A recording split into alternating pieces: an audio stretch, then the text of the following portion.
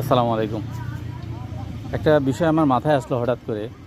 আমাদের দেশে আমরা রোজগার করি, যেই প্রফেশনেই থাকি না কেন, আমরা যে পরিমাণ পয়সা রোজগার করি, এটার একটা বড় অংশ আমাদের খাবারে চলে যায়, থাকাতে চলে যায়।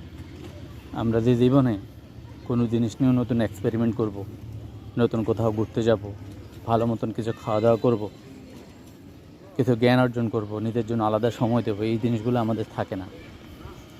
আমরা যদি ইউরোপ আমেরিকার কথা চিন্তা করি, তারা তা কত ধরনের এক্সপেরিমেন্টের মধ্যে দিয়ে তাদের জীবনে যায়। আর আমাদের জীবনের অনেক বড় একটা সময় চলে যায় শুধুমাত্র খাইতে আর অফিসে যাইতে। ঠিক আছে, এটা চরম সত্য কথা। এটা আমাদের জন্য অত্যন্ত দুঃখের বিষয়ও বটে। এই যে ধরেন, আমি একটা চাকরি করি, আমার সপ্তাহে 6 দিন কাজ করতে হয়, এবং এমন একটা সময়ে অফিস থেকে আসার পরে খাওয়া দাওয়ায় ঘুমাই, সকাল থেকে উঠি, আবার অফিসে যাই। এই যে জীবনে কোনো ব্যালেন্স নাই, কোনো ধরনের বৈচিত্র্য নাই, কোনো ধরনের আলাদা কোনো এক্সপেরিমেন্ট নাই। এই জীবন কি সত্যিকার অর্থে কোনো অর্থ বহন করে?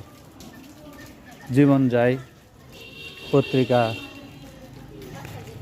ক্যালেন্ডারের মাসগুলো যায়, বছরগুলো যায়, তারিখ যায়, মাস যায়, জীবনে কোনো পরিবর্তন হয় না। শুধুমাত্র অভাব অভিযোগের সাথে যুদ্ধ করে করে আমাদের জীবনগুলো কাটাতে হয়। তো এই কঠিন বাস্তবতার ভিতরে আমাদের আসলে বাঁচতে হয়, এবং এটাই জীবনে আমাদের পাতে হয়ে আছে। জানাবেন আপনাদের অনুভূতিগুলো। তো সবাইকে শুভেচ্ছা। আমার চ্যানেলটি সাবস্ক্রাইব করবেন, বা ফেসবুকে পোস্টার গেলে লাইক করবেন। আমি বিভিন্ন বিষয় নিয়ে আপনাদের সাথে কথা বলবো, আপনার সাথে আমার অভিজ্ঞতা শেয়ার করব।